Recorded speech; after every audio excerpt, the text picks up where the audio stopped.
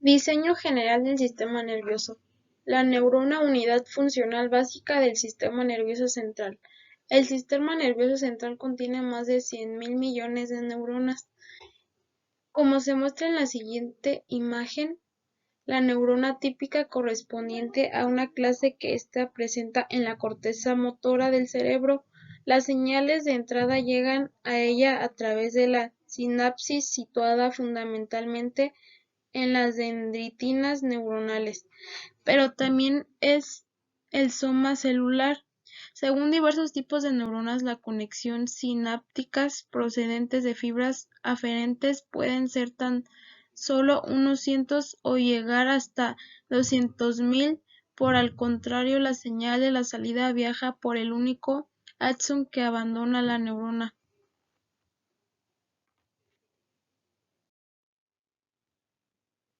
Porción sensitiva del sistema nervioso. Receptores sensitivos. La mayoría de las actividades del sistema nervioso se ponen en marcha cuando las experiencias sensitivas excitan los receptores sensitivos, ya sean de un carácter visual en los ojos, auditivo en los oídos, táctil en la superficie del organismo o de otro tipo.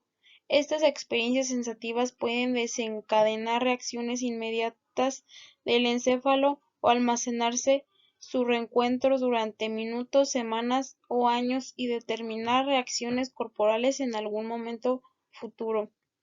En la siguiente imagen muestra la porción somática del sistema instintivo, que transmite información sensitiva desde los receptores repartidos por la superficie de todo el cuerpo y desde algunas estructuras profundas. Esta información penetra en el sistema nervioso central a través de los nervios periféricos y se transporta de inmediato hasta múltiples zonas sensitivas en la médula espinal a todos sus niveles, la formación reticular del bulbo raquídeo, la protuberancia y el mesencéfalo en el encéfalo, el cerebelo, el tálamo y el área de la corteza cerebral.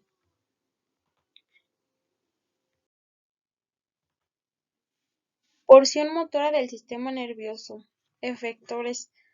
La misión más importante del sistema nervioso consiste en regular las diversas actividades del organismo. Para desempeñar esta tarea debe controlar los siguientes aspectos: la contracción de los músculos esqueléticos adecuados en todo el cuerpo, la contracción de la musculatura lisa de las vísceras y la secreción de sustancias químicas activas por parte de las glándulas exocrinas y endocrinas en muchas zonas del organismo.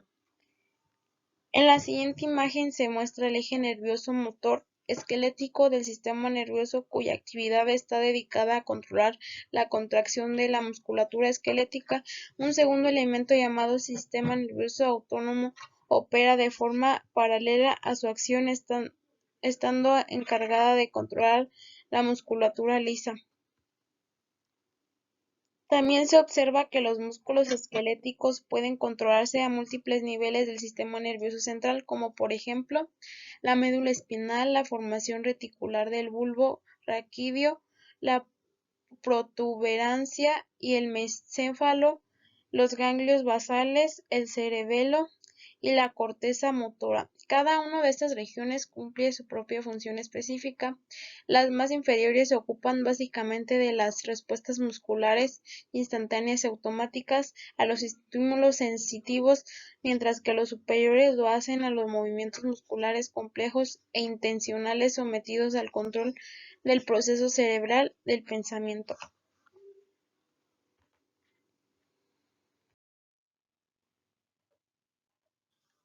Procesamiento de la información. Función integradora del sistema nervioso. Una de las funciones más importantes del sistema nervioso consiste en elaborar la información que le llega de tal modo que dé lugar a las respuestas motoras y mentales adecuadas. El encéfalo descarta más del 99% de toda la información sensitiva que recibe por crecer de interés o de importancia. Por ejemplo, corrientemente una persona no tiene conciencia de las diversas porciones de su cuerpo que están en contacto con la ropa, ni tampoco de la presión originada por el asiento sobre el que se descansa. En este mismo sentido, solo llama la atención un objeto que ocupe el campo visual esporádicamente e incluso los sonidos constantes de nuestro entorno suelen quedar relegados al inconsciente. Sin embargo, cuando una información sensitiva importa excita la mente, de inmediato resulta encauzada hacia las regiones motoras e integradoras oportunas del encéfalo para suscitar las respuestas deseadas.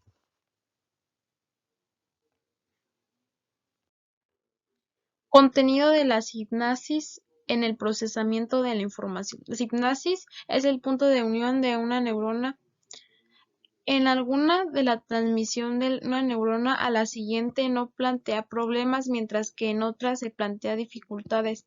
Asimismo, las señales facilitadoras e innovadoras procedentes de otras regiones del sistema nervioso tienen la capacidad de controlar la transmisión sináptica, a veces abriendo la sinapsis para efectuar la comunicación y en otras ocasiones cerrándolas. Además, algunas neuronas postsinápticas responden con un amplio número de impulsos de salida y otras lo hacen solo con unos pocos. Por lo tanto, la sinapsis efectúa una acción selectiva. Muchas veces bloquean las señales débiles a la vez que dejan pasar las más potentes, pero en otras circunstancias seleccionan y amplifican ciertas señales débiles y con frecuencia las encarrilan en muchas direcciones en vez de en una sola. Principales niveles de la función del sistema nervioso central. El sistema nervioso humano ha heredado una capacidad funcional especial correspondiente a cada etapa recorrida por el desarrollo evolutivo del hombre. A partir de los principales niveles del sistema nervioso central que presentan unas características funcionales específicas son tres. El primero es el nivel medular, que muchas veces concebimos la médula espinal como un mero conducto para transmitir las señales que viajan desde la periferia del cuerpo hasta el encéfalo o en sentido opuesto de vuelta desde el encéfalo hasta el cuerpo. El segundo es el nivel encefálico inferior o subcortical. Es gran parte, si no la mayoría, de los que llamamos actividades inconscientes del organismo están controladas por las regiones inferiores del encéfalo, es decir, el bulbo raquídeo, las protuberancias, el mesencéfalo, el hipotálamo, el tálamo, el cerebelo y los ganglios basales. Y el tercero es el nivel encefálico superior o cortical, que finalmente la corteza cerebral resulta fundamental para la mayoría de los procesos de nuestros pensamientos, pero no pueden funcionar por su cuenta. En realidad son los centros encefálicos inferiores y no la corteza los que despiertan en ella la vigilia, abriendo así su banco de recuerdo a la maquinaria cerebral del razonamiento. Una de las funciones más importantes del sistema nervioso consiste en elaborar la información que llega a tal modo de que dé lugar a las respuestas motoras y mentales adecuadas. El encéfalo descartará más del 99% de toda la información sensitiva que recibe de carácter de interés o de importancia. Esta canalización y tratamiento de la información se denomina función integradora del sistema nervioso. Así, si una persona pone la mano sobre la estufa caliente, la respuesta instantánea predeterminará en levantar la mano. La sinapsis es el punto de unión de una neurona con la siguiente. Determina las direcciones de propagación que toma cualquier señal por el sistema nervioso. Las señales facilitadoras e inhibidoras procedentes de otras regiones del sistema nervioso tienen la capacidad de controlar la transmisión sináptica. La sinapsis efectúa una acción selectiva. La mayor parte del almacenamiento tiene lugar en la corteza cerebral, pero hasta las regiones basales del encéfalo y la médula espinal pueden conservar pequeñas cantidades de información.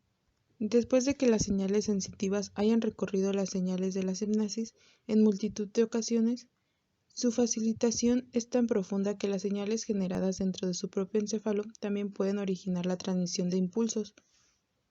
Una vez que los recuerdos están guardados en el sistema nervioso, pasan a formar parte de los mecanismos de procesamiento cerebral para el pensamiento. Los principales niveles del sistema nervioso central que presentan unas características funcionales específicas son tres: el nivel medular, 2. el nivel encefálico inferior o subcortical y 3. el nivel encefálico superior o cortical. Muchas veces concebimos la médula espinal como un mero conducto para transmitir las señales que viajan desde la periferia del cuerpo hasta el encéfalo, o en sentido opuesto de vuelta desde el encéfalo hasta el cuerpo. Los circuitos neuronales de la médula pueden originar 1. Los movimientos de la marcha. 2. Reflejos para retirar una parte del organismo de los objetos dolorosos. 3. Reflejos para poner rígidas las piernas para sostener el tronco contra la gravedad. Y 4. Reflejos que controlan los vasos sanguíneos locales, los movimientos digestivos o la excreción urinaria. La mayoría de lo que llamamos actividades inconsistentes del organismo están controladas por las regiones inferiores del encéfalo, es decir, el bulbo raquídeo, la protuberancia, el mesencéfalo, el hipotálamo, el tálamo, el cerebro y los ganglios basales. Los reflejos de la alimentación, como la salivación y el humedecimiento de los labios en respuesta al sabor de la comida, están regulados por las regiones del bulbo raquídeo, la protuberancia, el mesencéfalo, la amígdala y el hipotálamo. La corteza jamás funciona en solitario, sino que siempre lo hace asociada a centros inferiores del sistema nervioso. La corteza cerebral resulta fundamental para la mayoría de los procesos de nuestro pensamiento, pero no puede funcionar por su cuenta. En realidad, los centros encefálicos inferiores y no la corteza son los que despiertan en ella la vigilia. La información recorre el sistema nervioso central, sobre todo bajo la forma de potenciales de acción nerviosos, llamados simplemente impulsos nerviosos. Cada impulso puede quedar bloqueado de su transmisión de una neurona a la siguiente, convertirse en una cadena repetitiva a partir de un solo impulso, o integrarse con los procedentes de otras células para originar patrones muy intricados en las neuronas sucesivas. Hay dos tipos principales de sinapsis, la química y eléctrica. La mayoría de la sinapsis utilizada para la transmisión de señales en el sistema nervioso central del humano son sinapsis químicas. En esta, la primera neurona segrega un producto químico, denominado neurotransmisor, a menudo llamado sustancia transmisora.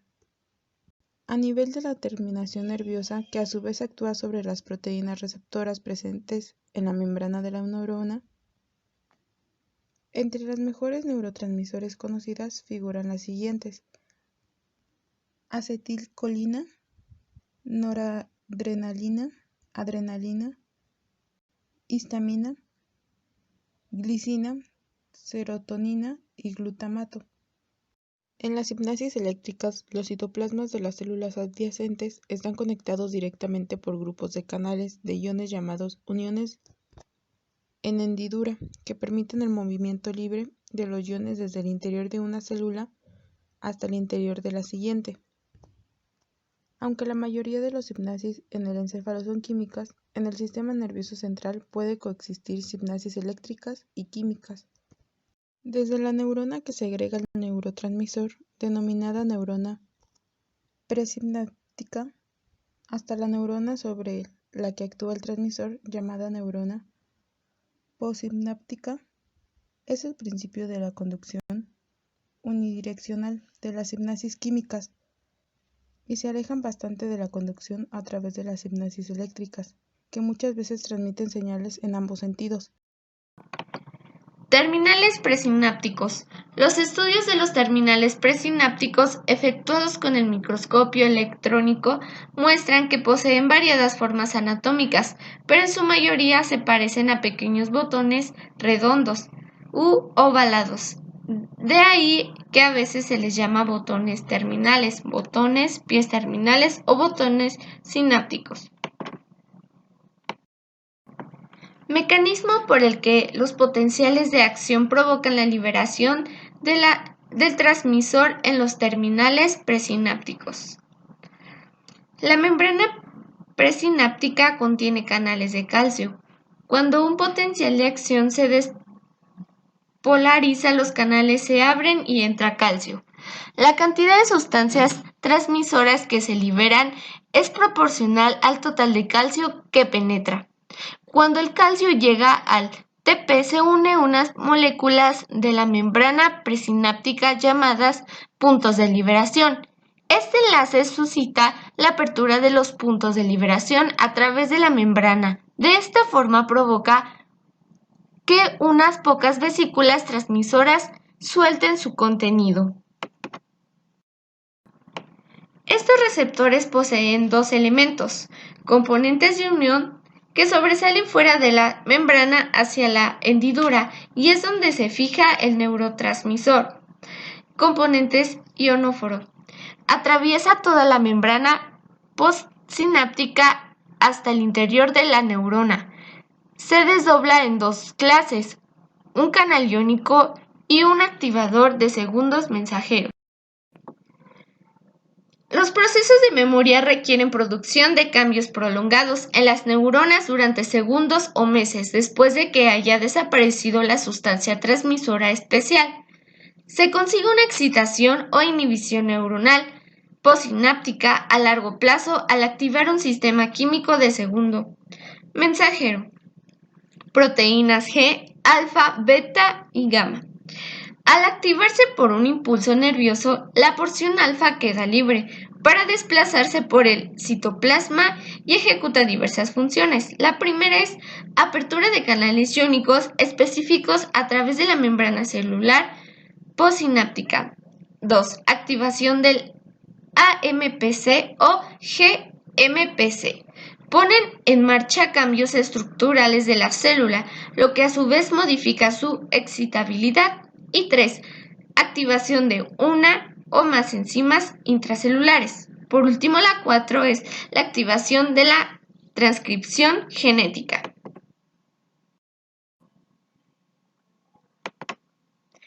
Algunos receptores postsinápticos cuando se activan provocan excitación de la neurona postsináptica y otros su inhibición. Por ejemplo, en la excitación provoca la apertura de canales sodio para dejar pasar grandes cantidades de cargas eléctricas positivas hacia el interior de la célula. Esto eleva el potencial de la membrana intracelular hasta el nivel umbral para la excitación. En la inhibición, apertura de canales de cloro en la membrana, lo que permite la difusión rápida de iones negativos desde el exterior hacia el interior de la célula. Sustancias químicas que actúan como transmisores sinápticos. Hay transmisores de acción rápida de clase 1, que es el acetilcolina. De clase 2, las aminas. De clase 3, los aminoácidos. De clase 4, el óxido nítrico. Los transmisores de acción lenta, en estas se encuentran las hormonas liberadoras hipotalámicas. Después tenemos a los péptidos hipofisarios.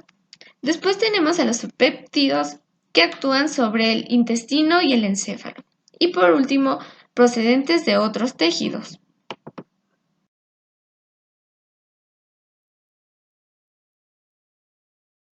Características de algunos importantes transmisores de molécula pequeña. En el número 1 tenemos acetilcolina, que es segregada por neuronas situadas en muchas regiones del sistema nervioso. Posee un efecto excitador, sin embargo, pueden ejercer acciones inhibidoras en algunas terminaciones nerviosas parasinápticas periféricas, como la inhibición del corazón a cargo de nervios vagos. Después tenemos la noradrenalina, que es segregada en los terminales de muchas neuronas, cuyos somas están situadas en el tronco del encéfalo y del tálamo. La dopamina segrega en algunas neuronas originadas en la sustancia negra. La glicina se segrega en la sinapsis de la médula espinal. Actúa como un transmisor inhibidor. La GABA se segrega en los terminales nerviosos de la médula espinal, el cerebelo, los ganglios basales y corteza, y esta causa inhibición. El glutamato segrega en las terminales presinápticas de muchas de las vías sinápticas que penetran en el sistema nervioso central, y esta causa excitación.